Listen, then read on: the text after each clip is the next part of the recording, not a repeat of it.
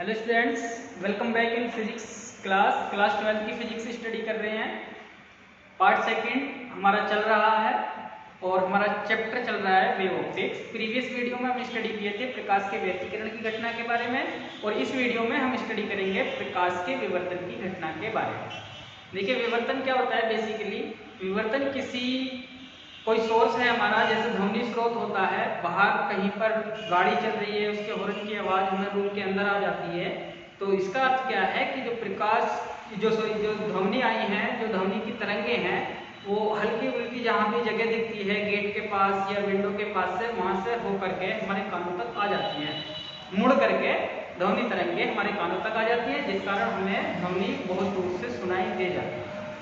लेकिन प्रकाश को यदि आप किसी बंद कमरे में बाहर से प्रकाश स्रोत हो और बिल्कुल बंद कर दें तो प्रकाश स्रोत जो है वो नहीं आ पाता है।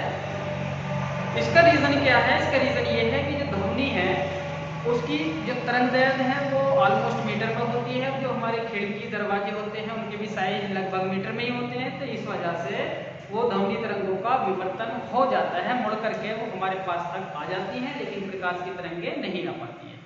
तो बेसिकली क्या है कि किन्हीं तरंगों का जो प्रकाश का विवर्तन है, तो प्रकाश की तरंगों का किसी अवरोधक के कोनों से मुड़ करके या कोई झिर्री है और झिर्री के कोनों से जो अंदर के कोने बनेंगे उन कोनों से मुड़ करके उस जगह पर फैल जाना जहां पर प्रकाश नहीं जाना चाहिए, उस घटना को हम कहते हैं प्रकाश का विवर्तन।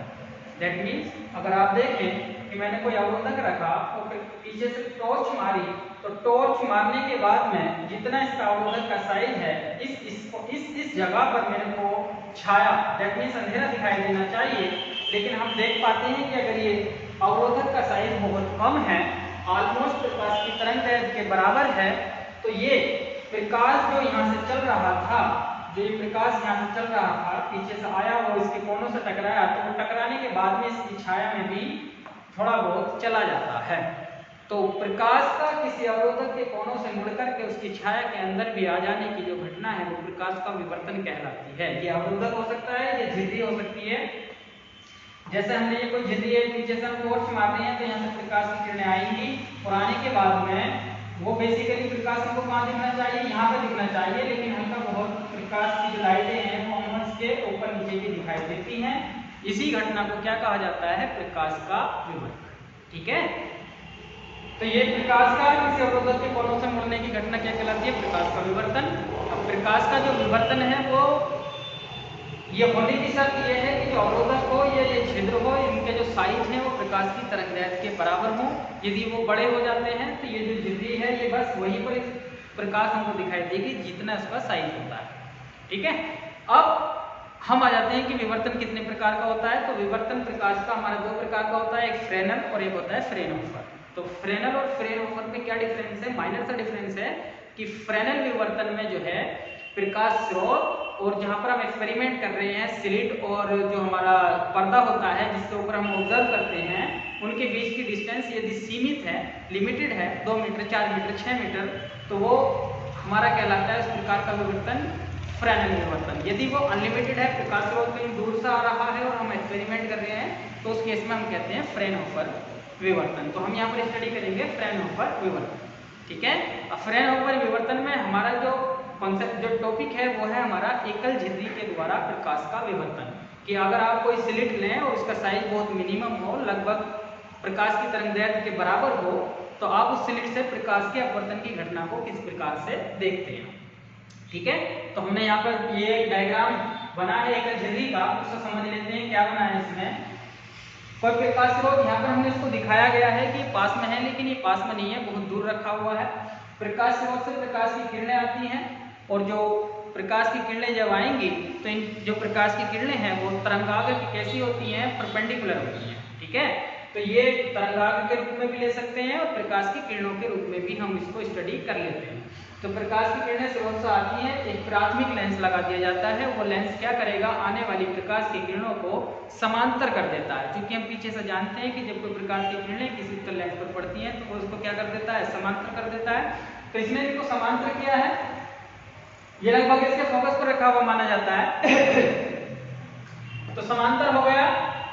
ये प्रकाश की किरणें यहाँ पे ये हमारी एक झिर्री है, AB सिंगल स्लिट है, ए बी के बीच की कितनी डिस्टेंस है, ई है, दैट मीन्स ए बी जो झिल्ली है उसका साइज कितना है, ई है, ये डिस्टेंस है, ई से डिनोट किया गया है। अब यहाँ से जो साइज है जितना ए बी का, वो यहाँ पर जो ये पार्टिकल्स होंगे, जो जितने भी झिल्ली के बीच में पार्टिकल्स आते हैं इस मीडियम के, वो सारे पार्टिकल्स हाइगेन्स के नियम के अनुसार द्वितीयक तरंगिकाएं उत्पन्न करेंगे और वो द्वितीयक तरंगिकाएं चल करके जितना इसका साइज है पर्दे पर उतनी जगह पर एक ब्राइट स्पॉट बना देती हैं। दैट मीन्स वहाँ पर हमको बहुत ज़्यादा लाइट दिखाई देती है जितनी लाइट पीछे से आ रही है। लेकिन यदि ये बहुत छोटा स्मॉल साइज का हमने छिद्र लिया है तो इसके ऊपर और नीचे विवर्तन की घटना के कारण भी हमको प्रकाश दिखाई देगा, और वो प्रकाश जो है घटती हुई इंटेंसिटी, मतलब उसकी जो तीव्रता है प्रकाश की, वो कम तीव्रता के रूप में धब्बे से दिखाई देंगे, इसके ऊपर भी और इसके नीचे भी। तो जो लो इंटेंसिटी के धब्बे होते हैं उनको हम बोलते हैं डार्क स्पॉट, और जो हाई इंटेंसिटी के धब्बे होते हैं उनको हम बोलेंगे ब्राइट स्पॉट। ठीक है, तो ये जहां पर हमें मैक्सिमम लाइट दिखाई देती है उस एरिया को कहा जाता है केंद्रीय उच्चिष्ट। यहाँ पर हम मैक्सिमा और मिनिमा की बात करेंगे। बेसिकली व्यतिकरण की घटना में हम बात कर रहे थे फ्रिंजों की, दीप्त और अदीप्त की। यहाँ पर हम बात करेंगे निम्निष्ठ और उच्चिष्ट की। उच्चिष्ट मतलब जहां पर लाइट की इंटेंसिटी ज्यादा होगी उस एरिया को कहा जाएगा उच्चिष्ट, जहां पर लाइट की इंटेंसिटी कम होगी उस एरिया को कहा जाएगा निम्निष्ठ। ठीक है, तो पहला रहता है यहाँ पर मैक्सिमम लाइट दिखाई देगी हमको, जितना साइज का हमारा छिद्र है उस साइज के इक्वल जो है हमको पर्दे पर मैक्सिमम इंटेंसिटी की लाइट दिखाई देती है। दैट मीन्स उसको बोला जाता है सेंट्रल मैक्सिमा या केंद्रीय उच्चिष्ट, मतलब वहां पर बहुत ज्यादा लाइट दिखाई हमको दे रही है। और उसके ऊपर और नीचे भी हमको कहीं लाइट के जो धब्बे हैं वो दिखाई देंगे, और उनको कहा जाता है सेकेंडरी उच्चिष्ट और निम्निष्ठ। क्या कहा जाता है? द्वितीयक उच्चिष्ट और निम्निष्ठ, सेकेंडरी मैक्सिमा और मिनिमा। क्लियर हुआ? जिस एरिया में ये पीछे से झिल्ली के साइज के बराबर का जो एरिया होगा वहां पर जो स्पॉट दिखाई देगा उसको बोला जाएगा केंद्रीय उच्चिष्ट।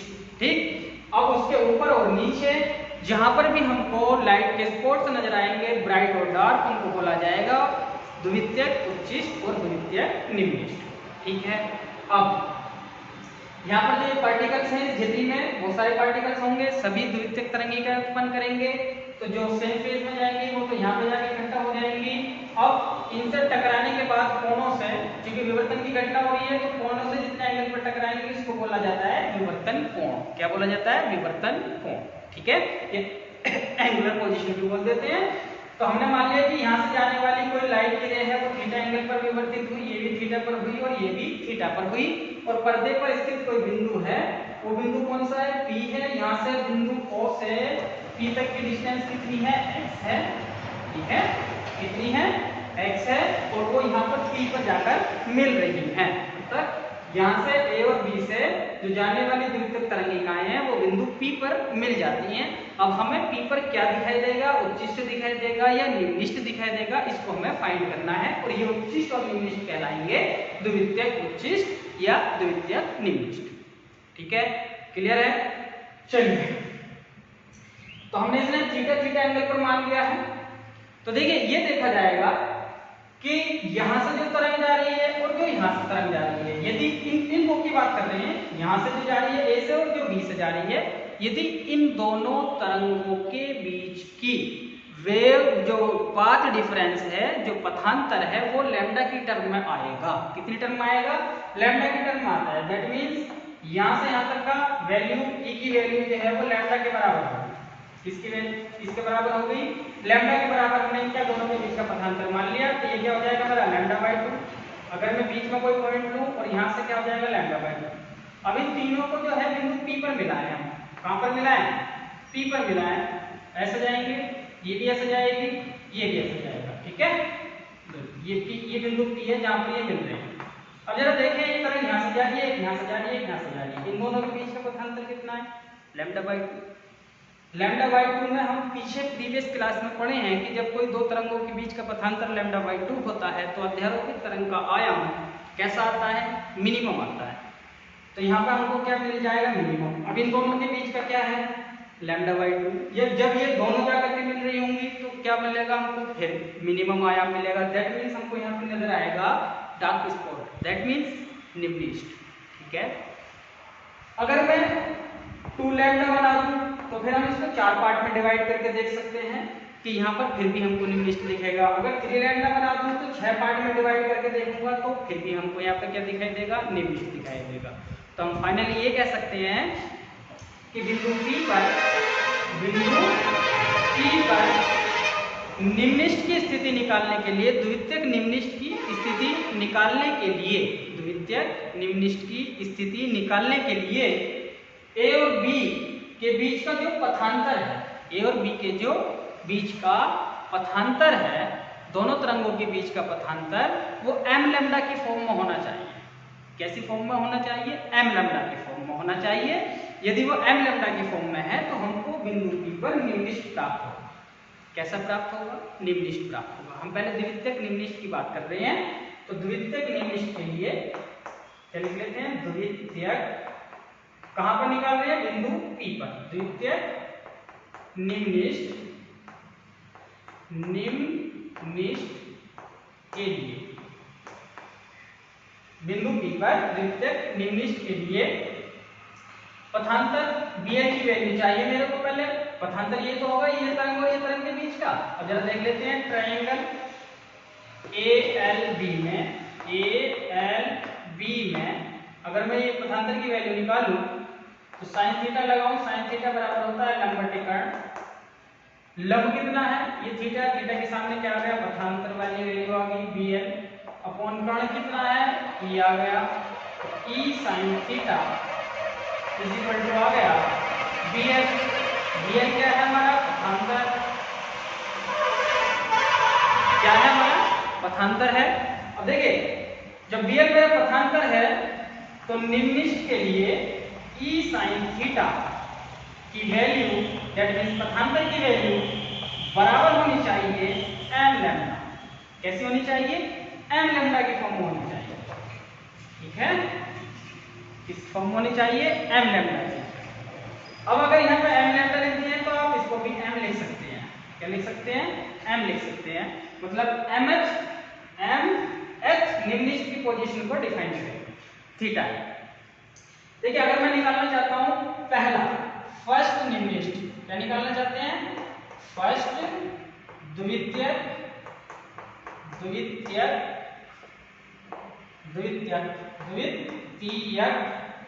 सेकेंडरी निम्नलिखित। तो फर्स्ट द्वितीयक निम्नलिखित की पोजीशन निकालना चाहते हैं कि कितने एंगल पर बनेगी? E sin theta 1 is equal to हो जाएगा n की जगह 1 रखो lambda, that means sin theta 1 is equal to हो जाएगा लैम्डा अपॉन E। और वेव ऑप्टिक्स और रे ऑप्टिक्स में हम देख लेते हैं कि sin थीटा और थीटा ऑलमोस्ट इक्वल होते हैं, दैट मींस थीटा 1 आ गया लैम्डा अपॉन E। ठीक है, क्लियर हो? अब दूसरे के लिए निकालना चाहें, किसके लिए? दूसरे के लिए। तो सेकंड द्वितीयक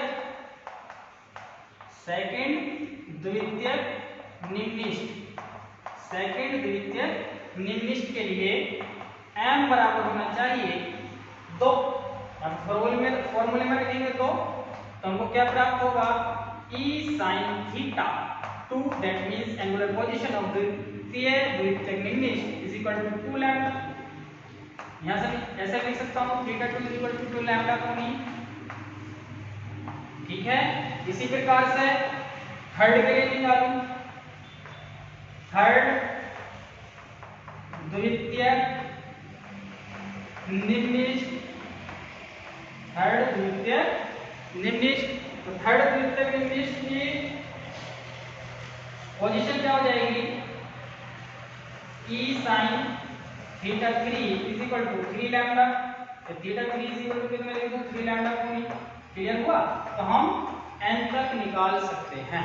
ठीक है, nth वाले की निकाल सकते हैं, दूसरा तीसरा चौथा पांचवा जो सा भी n से निकलवाया जाएगा तो हम उसकी एंगुलर पोजीशन निकाल सकते हैं। ये थीटा क्या बता रहा है? बेसिकली हमें बता रहा है कि कितने विवर्तन के कोण पर हमें कौन सा वाला निम्नलिखित प्राप्त होगा। जैसे 5 डिग्री के विवर्तन कोण पर मेरे को पहला निम्नलिखित मिलता है, फिर 7 पर दूसरा मिलता है और 9 पर तीसरा मिलता है। तो इस प्रकार से थीटा जो है एंगल है, ये एंगुलर पोजीशन है, बेसिकली कोणीय स्थिति है निम्नलिखितों की, द्वितीयक निम्नलिखित।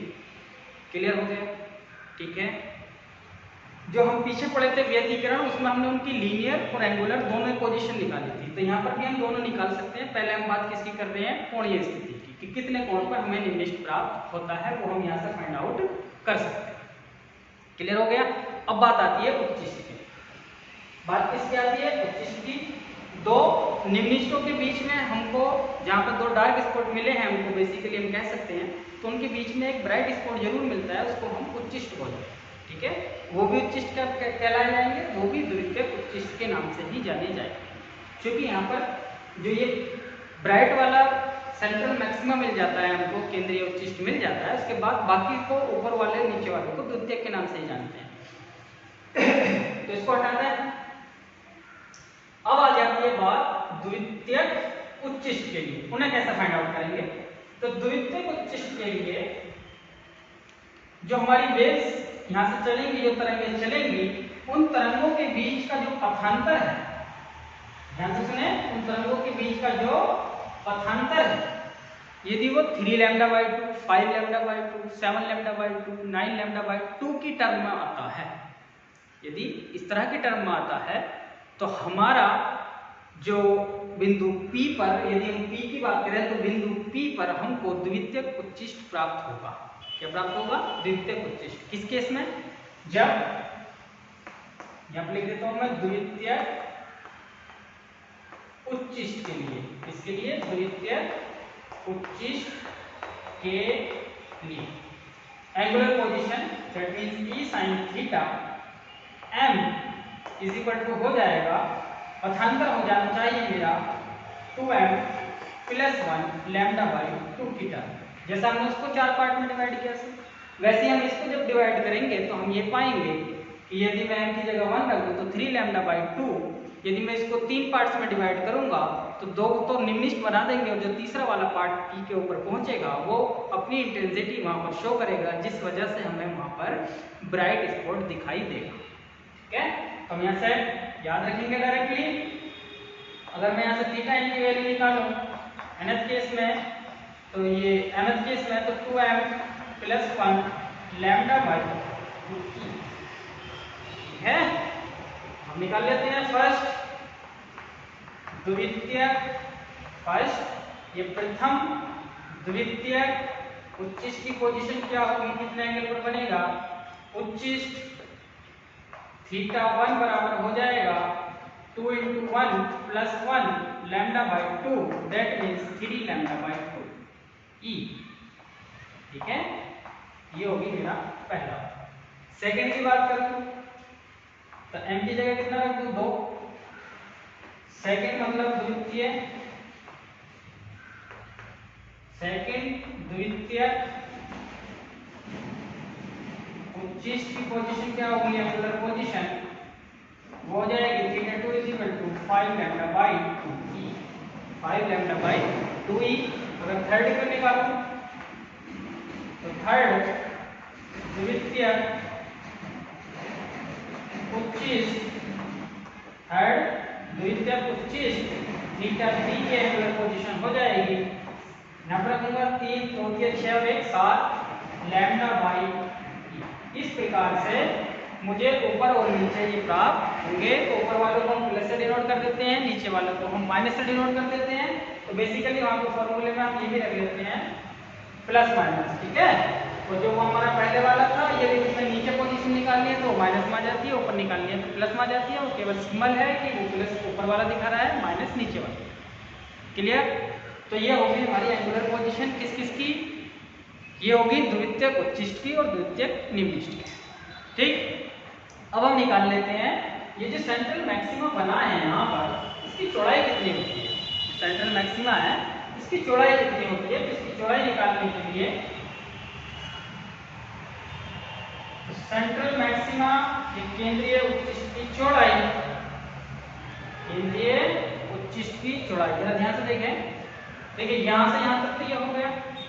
अब ऊपर को अगर मेरे को यहीं पे जो है कहीं निम्निष्ट प्राप्त हो जाता है, सपोज करो यहाँ पे निम्निष्ट मिल गया और एक नीचे निम्निष्ट मिल गया, ठीक, तो दो केंद्रीय उच्चिष्ट के ऊपर निम्निष्ट, केंद्रीय उच्चिष्ट के एक नीचे, जो दो निम्निष्ट प्राप्त होंगे प्रथम प्रथम द्वितीयक निम्नलिखित जो होंगे उन दोनों के बीच की जो एंगुलर पोजीशन होगी वो किसके बराबर होगी? केंद्रीय उच्चिष्ट की चौड़ाई के बराबर होगी। किसके बराबर होगी? केंद्रीय उच्चिष्ट की चौड़ाई के बराबर होगी। कैसे? देखिए तो केंद्रीय उच्चिष्ट की चौड़ाई, केंद्रीय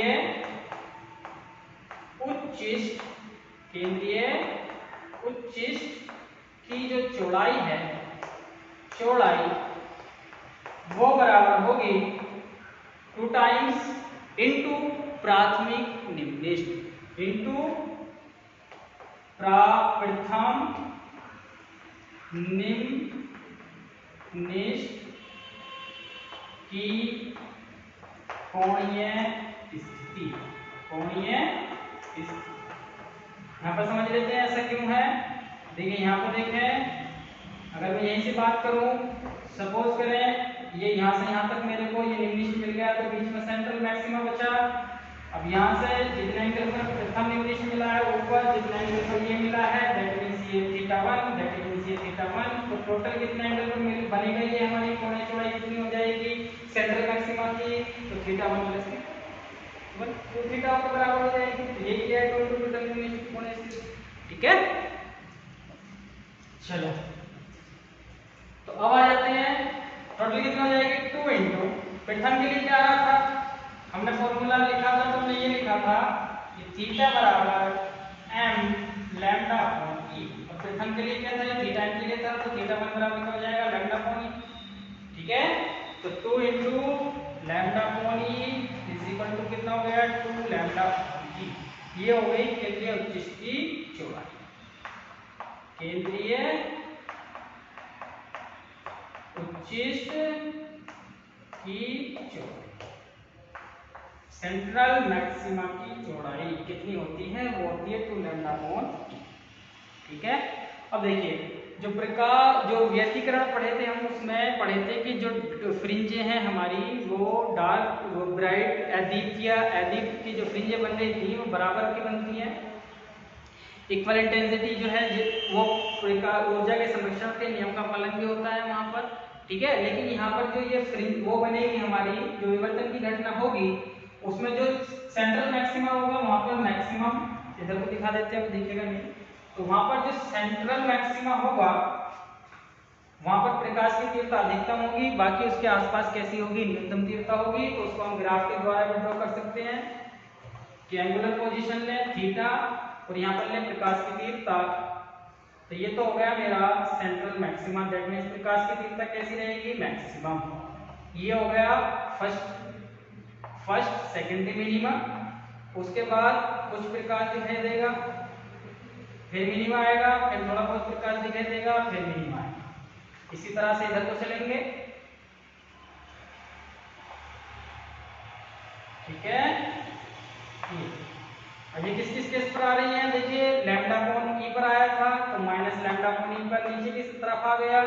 ये कितने पर आया था? 2 लैम्डा अपॉन e पर आया था, तो ये माइनस 2 लैम्डा अपॉन e पर आ गया। फिर मिनिमम मिला था हमको, तीसरा मिनिमम, पहला, दूसरा, तीसरा, तो 3 लैम्डा अपॉन e पर आ गया। इधर क्या आ जाएगा? Minus 3 lambda upon e। ठीक है, अब आ जाते हैं, ये है जी वो सेकेंडरी उच्चिष्ट, प्रथम सेकेंडरी उच्चिष्ट है, ये द्वितीय सेकेंडरी उच्चिष्ट है, ये तृतीय सेकेंडरी उच्चिष्ट है, ये नीचे की ओर को है प्रथम सेकेंडरी उच्चिष्ट, ये नीचे की ओर को है द्वितीय सेकेंडरी उच्चिष्ट, ये तृतीय सेकेंडरी उच्चिष्ट है, और ये क्या है मेरा? Central maxima. दैट मींस यहाँ पर प्रकाश की तीव्रता कैसी दिख रही है? मैक्सिमम, बाकी डाउन होती होती, और फिर क्या दिखाई देगी हमको? डार्क स्पॉट नजर आ जाएगा। ठीक है, अगर मैं इसको वैसे बनाऊं तो हम इसको ऐसे बना सकते हैं, ये सेंट्रल मैक्सिमा हो गया, यहाँ पर हल्की बहुत हमको क्या दिखाई देगा? ये प्रथम मिनिमा हो गया, ये इस साइड में प्रथम मिनिमा हो गया, फिर यहाँ पर फिर हमको ब्राइटनेस नजर आएगी, फिर थोड़ा सा क्या हो गया? मिनिमा हो गया यहाँ पर, ये मिनिमा। ठीक है, इसी प्रकार से इधर दिखाई देगी, ये बन गई spots, bright spots, dark spot, dark spot, bright spot, bright spot, dark spot, dark spot. फिर मेरे को थोड़ा क्या है? लो इंटेंसिटी दिखाई देगी, और डार्कनेस ज्यादा है तो डार्कनेस बढ़ती चली जाएगी। इसी तरह से इधर को डार्कनेस फिर बढ़ जाएगी। ठीक है, तो इस तरह से हमें क्या मिलती है, ये उच्चिष्ट और निम्निष्ट प्राप्त होते हैं विवर्तन के केस में। ठीक, उच्चिष्ट ब्राइट, निम्निष्ट निम्निष्ट, फिर ब्राइट, फिर निम्निष्ट ब्राइट निम्निष्ट, लेकिन इंटेंसिटी कैसे होती जा रही है, कम होती जा रही है, जैसे यहाँ पे दिखाया गया। इक्वल साइज के नहीं बनेंगे उच्चिष्ट और निम्निष्ट, ठीक है, लेकिन जो व्यतिकरण की घटना थी उसमें दीप्त और अदीप्त फ्रिंज इक्वल साइज की होती है। ठीक, तो ये तो था भाई हमारा विवर्तन। अगर आप विवर्तन में भी ये वाली पोजीशन निकालना चाहते हैं कि कितने ऊपर बन रहा है, जो पहला निम्निष्ट, जो प्रथम द्वितीयक निम्निष्ट है, कितने ऊपर पर बन रहा है, कितने नीचे पर बन रहा है, तो उसको भी निकाल सकते हैं। कैसे निकाल सकते हैं उसको भी देख लें।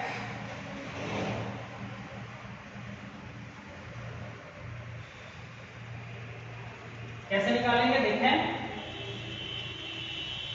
देखिए साइन थीटा बराबर आया था मेरा निम्निष्ट के केस में, साइन थीटा m बराबर आ रहा था लैम्डा अपॉन ई, m लैम्डा अपॉन यही आ रहा था। अब मैं इस ट्रायंगल में देखूं, अगर स्क्वायर मान लो तो आर ओ पी, त्रिभुज आर ओ पी में tan थीटा बराबर क्या हो जाएगा, mh केस लगाना है, चलिए tan थीटा m बराबर हो जाएगा लंबट आधार, लंबी हो गया, आधारी हो गया d, स्लिट एकल झिल्ली के ऊपर देखिए बीच की डिस्टेंस और x पर मेरे को मिल रहा था तो xm अपॉन कितना हो गया d। ठीक है, साइन थीटा हम tan थीटा में इक्वल रख सकते हैं, क्योंकि रेशियो जो है तो वो इक्वल होते हैं, ये ऑलमोस्ट कोण के इक्वल मान लेते हैं, तो साइन थीटा है वो tan थीटा में कैसे मान सकते हैं इक्वल।